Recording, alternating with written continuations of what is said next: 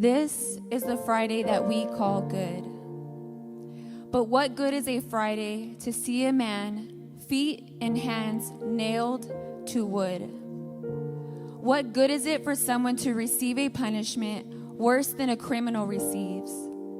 What good is it when he was innocent of all crimes, yet he didn't argue or ask to be free?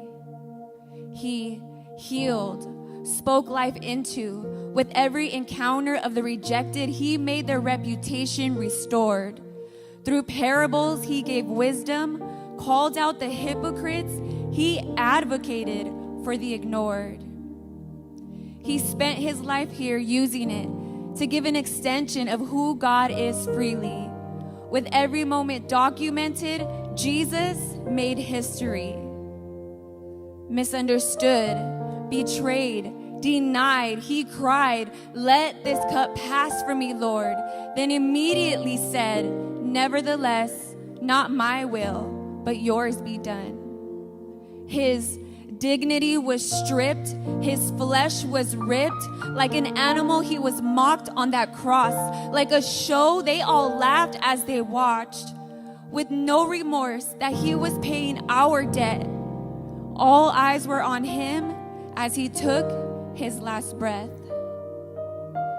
Why would Jesus, Son of God and Son of Man, want you and I to consider his death good? What actually took place when his body was broken with the shedding of his blood? For God so loved the world that he sowed the seed of love for this world. It was the day that he expressed his love to a world who didn't realize we needed his love. Christ, our great mediator, intercessor, the connection to God, our creator.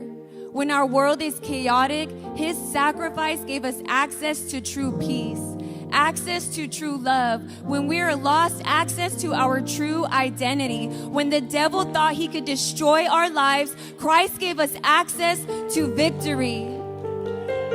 When we're divided, an encounter with him gives us a perspective of unity. When we self-righteously look at our brothers and our sisters, Christ looks at us as one broken body who through the cross now has access to healing.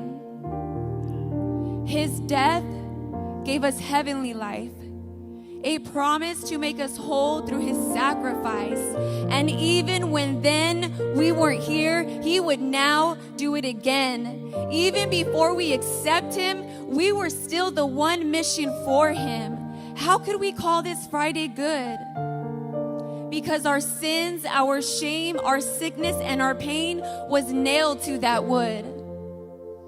But what made this Friday good, more interesting, was that this was not the end, because his resurrection was coming.